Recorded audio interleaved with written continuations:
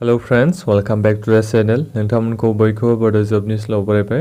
लोगोफोर, जोंहा staff selection कमिशननिफ्राय साख्रि ओंखारना फैदों स्टेन'ग्राफारनि। बे स्टेन'ग्राफार साख्रिनि बागैनो आं नोंथांमोननो खोन्थानो सानदों।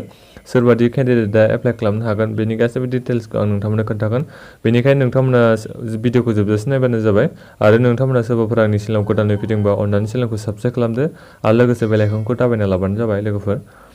जोंहा बेयो नटिसआ ओंखारना फैदों लोगोफोर स्टेन'ग्राफार ग्रेड C आरो ग्रेड D एग्जामिनेशन 2020। बे एग्जामिनेशन साख्रिनि थाखाय नोंथांमोना एप्लाइ खालामनांगौनो 10 अक्ट'बरनिफ्राय लोगोफोर। जोंहा लास्ट डेटआ ओमफ्राय 4 नभेम्बराव जोबहैगोन। सोरबाफोर एप्लाइ खालामनो सानदोंबा स्टेन'ग्राफार ग्रेड C आरो ग्रेड D नि थाखाय एप्लाइ खालामनो हासै नोंथांमोना दिनै 10 तारिख। आरो बेजों लोगोसे लास्ट डेटआ जाहैबाय 4 नभेम्बरनो। बिनिफ्राय जोंहा बेहाय लास्ट डेट होदों। लास्ट डेटआ एप्लिकेशनखौ होनखादों नै 23 9थासोआव जोबगोन होनदों, हरनि 9थायाव जोबगोन होनदों 4 नभेम्बर खालि एप्लाइ अनलाइना। बेजों लोगोसे पेमेन्ट खालामनांगोननो। लास्ट डेटआ जाहैबाय पेमेन्टनिया 6 नभेम्बराव लास्ट डेटनो पेमेन्ट खालामनांगौआ अनलाइनै। जोंनिया जायफोर बिथांमोना ST बिथांमोना पेमेन्ट खालामनांगौनि गोनांथि गैलिया। जायफोर बिथांमोना ST केन्डिडेट बिथांमोना फ्रि आरो। जोंहा ओमफ्राय एग्जामिनेशनखौ बेहाय होदों नै बेहायदों जोंहा डेट अफ द कम्पिउटार बेस्ड एग्जामिनेशन। जोंहा कम्पिउटार एग्जाम जागोन लोगोफोर, अनलाइनै जागोन। जोंहा बे एग्जामा जागोननो 29 मार्च आरो 31 मार्चनि गेजेराव जागोननो। बे जायखिजाया 29 मार्चनिफ्राय जानानै 31 मार्चसिम जोबहैगोन होनदों। 2021आव जाहैगोन एग्जामा। मार्च मासाव जाहैगोन आरो बे पस्टपनबो जानो हागौ, नाथायबा बे मेनसन खालामखादों। जोंहा एग्जामा 29 मार्चनिफ्राय 31 मार्चआव जागोन होनदों 2021आव। बेहाय भेकेन्सिनि बागै एसे डिटेल्स होनाय दं, नोंथांमोना बेखौ फरायनो हागोन। सोरबाफोर फरायनो गोसो दङबा नोंथांमोना बेखौ फरायनानै गासैबो नायबानो जाबाय। आं रेकमेन्ड खालामो नोंथांमोना एप्लाइ खालामनायनि सिगां बे गासैबो डिटेल्सफोरखौ फरायबानो जाबाय। नोंथांमोननो गुबै माबाखौ खोन्थानोसै सोरबादि एप्लाइ खालामनो हागोननो। एप्लाइ खालामनो थाखाय जों गासैबो केन्डिडेटआ मानि सिङाव थानाय जानांगोन, इन्डियानि सिङाव थानाय गासैबो केन्डिडेटआ बे साख्रिनि थाखाय एप्लाइ खालामनो हागोन स्टेन'ग्राफार ग्रेड D नि थाखाय। बेजों लोगोसे बेहाय मेनसन खालामनाय दङनो लोगोफोर, एजनि लिमिटखौ मेनसन खालामनाय दङनो। स्टेन'ग्राफार ग्रेड C बे साख्रिखौ एप्लाइ खालामनो नोंथांमोननि बैसोआ 18 बोसोर जानाय जाथारनांगोन। 18 बोसोर जानायनिफ्राय 30 बोसोरनि सिङाव थानाय गासैबो केन्डिडेटफ्रा एप्लाइ खालामनो हागोननो। बेजों लोगोसे स्टेन'ग्राफार ग्रेड D बेखौ एप्लाइ खालामनो 18 बोसोर जानायनिफ्राय 22 बोसोरनि सिङाव थानाय गासैबो केन्डिडेटआ एप्लाइ खालामनो हागोननो। स्टेन'ग्राफार Cनि थाखायबो 18 बोसोर जाथारनांगोन। स्टेन'ग्राफार D नि थाखायबो नोंथांमोननि बैसोआ 18 बोसोर जानाय जाथारनांगोन। बेजों लोगोसे बे माखासे एजनि रिलेसन होदों, नोंथांमोना बेखौ नायनो हागोन। बेजों लोगोसे नोंथांमोना गाहायाव फैबा नुगोन बे माखासे डिटेलखौ फरायनो हागोन नै सेन्ट्रेल गभर्नमेन्ट एमप्लयिज बेहाय माबा माबि होनाय दङ, जेनेबा साख्रि मावनायनि। नोंथांमोना बेखौ गासैबो नायनो हागोन सोरबाफोर साख्रि मावबायबा। बेजों लोगोसे नोंथांमोना बे गाहायाव फैबा नुनो मोनगोन दि बेहाय माखासे डिटेल्स होबावदों क्वालिफिकेसननि बागै। बेहाय माखासे डिटेल्स होनाय दंबावो, जेरै बेहाय ST जेनेबा ट्राइबेलफोरनि थाखाय बे माखासे डिटेल्स होनाय दङ, बेखौ नोंथांमोना फरायनानै नायनो हागोन। बेहाय माखासे एनेक्जामफोरनि डिटेल्स होनाय दङ, नोंथांमोना गाहायाव फैथारबानो जाबाय। बेहाय इडुकेसनेल क्वालिफिकेसन नोंथांमोननि फरायनाया जानांगोननो बे स्टेन'ग्राफार ग्रेड C आरो D खौ एप्लाइ खालामनो थाखाय 12th स्टेन्डार्ड नोंथांमोना हायार सेकेन्डारि पास जानाय जाथारनांगोननो। अब्लासो नोंथांमोना स्टेन'ग्राफार ग्रेड C आरो ग्रेड D नि थाखाय एप्लाइ खालामनो हागोननो। बेजों लोगोसे जेनेबा साइन्सआनो जा कमार्सआनो जा जेबो स्ट्रिमखौ लानाय जायाखै, जायखिजाया नोंथांमोना नोंथांमोना 12th क्लासल' पास जानाय जानांगौनो। अब्ला नोंथांमोना बे स्टाफ सिलेक्शन कमिशनाव फैनाय बे स्टेन'ग्राफार साख्रिनि थाखाय एप्लाइ खालामनो हागोननो। नोंथांमोना बे माबोरै एप्लाइ खालामनो हागोन होनदों, बेनि हाउ टु एप्लाइ खालामनो थाखाय नोंथांमोना नैबे अफिसियेल वेबसाइटआव थांनांगोन। बेनि अफिसियेल वेबसाइट लिंकखौ आं भिडिअनि डिसक्रिपसनाव होनानै दोनखादों, नोंथांमोना भिडिअनि डिसक्रिपसनाव चेक खालामबानो जाबाय।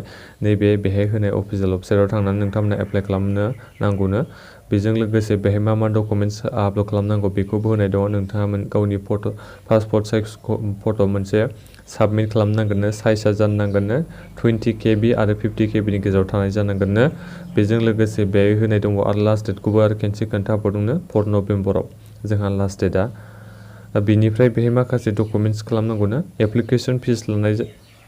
एप्लिकेसन फिस लादों जायफोर बिथांमोना जेनेरेल OBC बिथांमोना 100 रुपिस होनो नांगोन। नाथायबा बेहाय होनखादों नै हुमेन केन्डिडेट बिलं to ST schedule caste tribal schedule tribals बिथांमोननि थाखायनो exempted from payment of fee बिथांमोननि थाखाय पेमेन्ट गैया बिथांमोना फिस होनांगौनि गोनांथि गैया जायफोर बिथांमोना एसटी कैंडिडेट बिथांमोना फ्रीयैनो अनलाइन एप्लाइ खालामनो हागोन गावनि मबाइलजोंनो बिथिं माखासे डिटेल्स होनाय दंबावो नोंथांमोना बेफोर गासिबो डिटेल्सखौ नायबानो जाबाय एग्जाम सेन्टारा बहा जागोन बे गासिबो मेनसन खालामनाय थाखाय लोगोफोर अल इन्डियानि सिङाव थानाय गासिबो स्टेटआवनो जोंहा एग्जाम सेन्टारा जागोन जेरै जोंना गुवाहाटीयाव जानो हागौ तेजपुराव जागोन शिलंआव जागोन बेफोरबायदिनो गुबुन गुबुन जरहाट बेफोरबायदियाव जागोन आरो जोंनि एग्जाम सेन्टारा बे गासिबो डिटेल्स होनाय दङ एग्जाम सेन्टारा बहा जागोन बे गासिबो मेनसन खालामनाय दङ नोंथांमोना बेफोरखौ गासिबो चेक खालामजोबबानो जाबाय बेबायदिनो नोंथांमोना एप्लाइ खालामबानो जाबाय जायफोर बिथांमोना हायर सेकेन्डारि पास जाबाय बिथांमोना एप्लाइ खालामबानो जाबाय बेजों लोगोसेनो स्किम अफ एग्जामिनेशन एग्जामा माबोरै जागोन बेहाय एग्जामा 29 मार्चनिफ्राय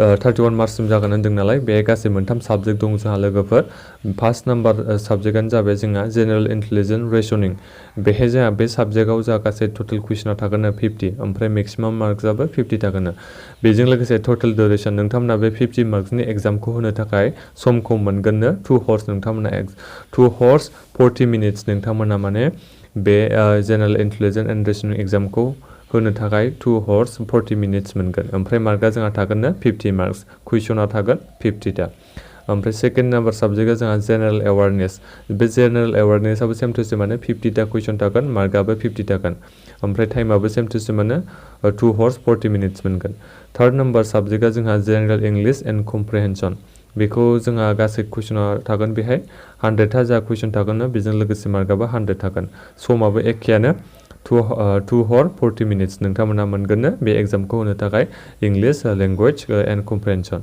जोंहा गासै मोनथाम साबजेक्टनि एग्जामा जागोन लोगोफोर बे मोनथाम साबजेक्टनि थाखाय नोंथांमोना एग्जामखौ होनो नांगोन बेजों लोगोसे बे होनाय दङ जुदि नेगेटिभ नोंथांनि एन्सार होनाया एग्जामनि माखासे डिटेल्सखौबो होनाय दंखायो बे लोगोफोर नोंथांमोना नायनो हागोन जुदि नोंथांनिया रं एन्सार जादोंबा 0.2 मार्क्सआ काट खालामगोन जुदि नोंथाङा मिस्टेक खालामबाय एन्सार लिरनायाव अब्ला नोंथांनि मार्कआ 0.25 मार्क्स माने काट जागोन होनदों बेजों लोगोसे नोंथाङा कुइसनखौ जेनेबा एन्सारखौ नोंथाङा इंलिशावबो होनो हागोन हिन्दीयावबो लानो हागोन जायखिजाया नोंथाङा चुज खालामबानो जाबाय नोंथाङा एग्जामखौ इंलिशजों होनो सानदों ना हिन्दीजों होनो सानदों नोंथांमोना जब बे स्टेन'ग्राफार साख्रिनि थाखाय एप्लाइ खालामनायाव चइस खालामखाबानो जाबाय सेलेक्ट खालामखाबानो जाबाय बेजों लोगोसे जोंहा एग्जामाथ' होनखादों आं कम्पिउटार बेस्ड एग्जामिनेसन जागोन लोगोफोर बेबायदिनो माखासे डिटेल्स होनाय दंथारो लोगोफोर नोंथांमोना गासैबो डिटेल्स नायबानो जाबाय माबोरै एप्लाइ खालामनांगौ बिनि गासैबो डिटेल्सबो होनाय दंखायो बोख्लायलांबानो नुजोबगोन मा डकुमेन्टस आपल'ड खालामनांगौनो बे गासैबो डिटेल्स होनाय दं नोंथांमोना नायजोबनो हागोन